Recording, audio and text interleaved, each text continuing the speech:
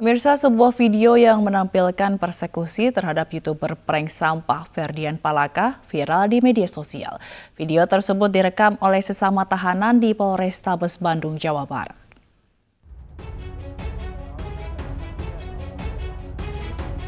Sebuah video berisi persekusi terhadap YouTuber prank sampah Ferdian Paleka dan satu rekannya viral di media sosial. Ferdian yang telah terlihat berkepala pelontos dan hanya menggunakan pakaian dalam ini dipersekusi oleh tahanan lainnya di Polrestabes Bandung. Kapolrestabes Bandung membenarkan peristiwa tersebut. Video direkam oleh salah satu tahanan dengan ponsel yang diduga diselundupkan dalam kiriman makanan.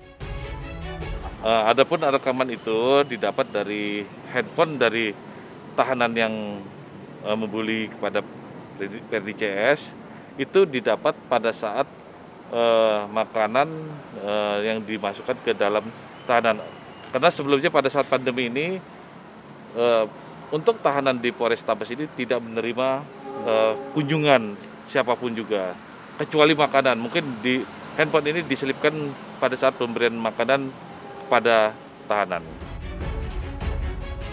Kapolrestabes Bandung mengaku akan memeriksa dan menindak tegas para anggotanya terkait peristiwa ini.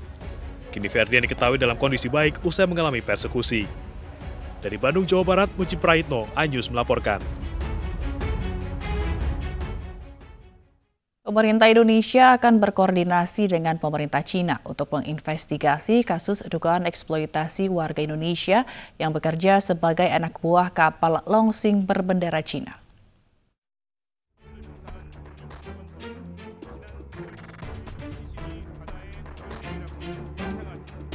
14 ABK WNI dan 1 jenazah ABK atas nama E tiba di Bandara Soekarno-Hatta pada Jumat siang sekitar pukul 15.50 waktu Indonesia Barat. 15 ABK ini bekerja di kapal ikan berbendera Cina yang merapat di Pelabuhan Busan, Korea Selatan. Menteri Luar Negeri Retno Marsudi akan menginvestigasi dan berkoordinasi dengan pihak pemerintah Cina terkait dugaan eksploitasi yang dilakukan oleh kapal tempat ABK Indonesia tersebut bekerja.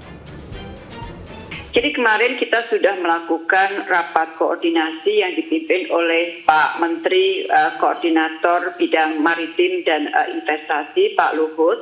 Di situ yang hadir adalah Ibu Menaker, Ketua BNP 2 TKI, kemudian juga Pak Menteri KKP, kemudian Wakapolri dan saya sendiri, dan kita sepakat untuk terus melakukan koordinasi. Sementara itu dari pihak Kementerian Luar Negeri, bagaimanapun juga karena ini adalah perusahaan yang berbendera Tiongkok, sekali lagi ini adalah perusahaan ya swasta, tetapi berbendera Tiongkok, maka mau tidak mau kita juga harus melakukan kerjasama dengan pemerintah Tiongkok.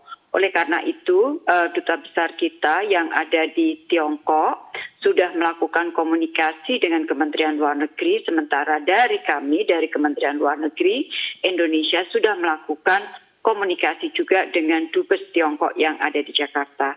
Intinya pemerintah Tiongkok memberikan komitmen untuk membantu pemerintah Indonesia untuk menyelidiki kasus-kasus ini.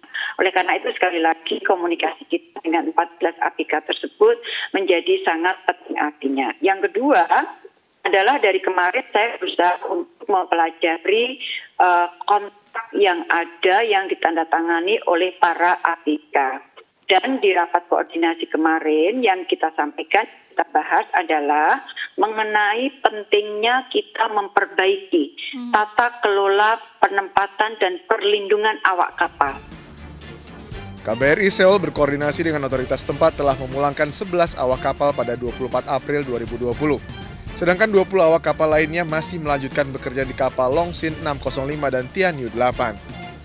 Tim Liputan iNews melaporkan.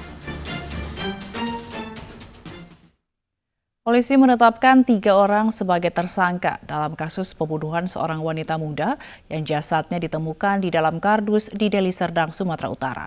Ironisnya, 2 pelaku ternyata baru bebas dari penjara April lalu lewat program asimilasi.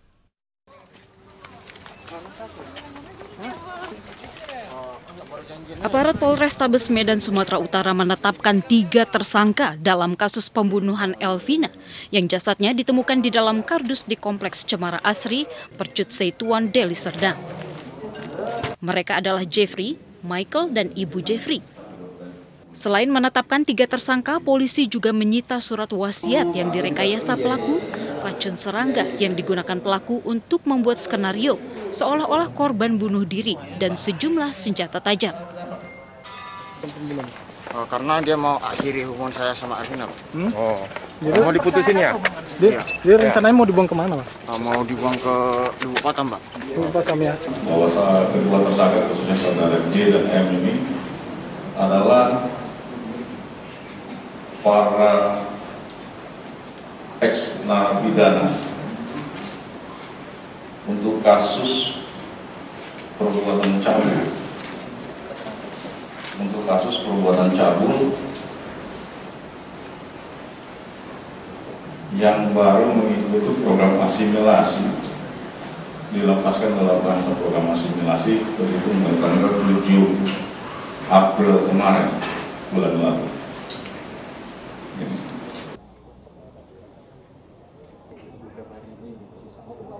6 Mei lalu, Jeffrey tega membunuh Elvina karena menolak untuk berhubungan badan. Untuk menghilangkan jejak, tersangka sempat memutilasi dan memasukkan jasad korban ke dalam kardus. Untuk mempertanggungjawabkan perbuatannya, para pelaku terancam pasal 340 KUHP dengan ancaman hukuman mati. Dari Medan, Sumatera Utara, Adi Palapa Harahap, iNews melaporkan.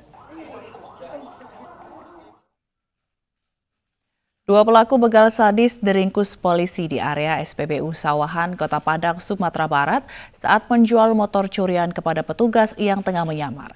Salah satu tersangka yang merupakan napi asimilasi terpaksa dilumpuhkan petugas karena melawan saat hendak ditangkap. Diam. Polisi. Dua pelaku begal sadis diringkus petugas gabungan Satreskrim Polresta Padang dan Polsek Padang Timur di area SPBU Sawahan, Kota Padang, Sumatera Barat. Kedua tersangka ditangkap saat hendak bertransaksi jual beli sepeda motor curian dengan seorang anggota polisi yang menyamar sebagai pengemudi ojol. Ironisnya, seorang tersangka, Yogi, baru saja bebas dari lapas kelas 2A Muara Padang setelah masuk dalam program asimilasi pemerintah terkait pandemi corona. Tersangka terpaksa ditembak polisi di bagian kaki. Yang pelaku tersebut berusaha untuk melakukan perlawanan ketika dilakukan penangkapan oleh tim Satreskrim Polresta Padang. Kemudian untuk salah seorang pelaku telah kita lumpuhkan dengan timah panas. Petugas lalu meringkus 3 rekan tersangka lainnya. Kelima tersangka selanjutnya digelandang ke Mapolresta Padang. Atas perbuatannya, para tersangka diancam hukuman maksimal 12 tahun penjara. Dari Padang, Sumatera Barat, Budi Sunandar, iNews melaporkan.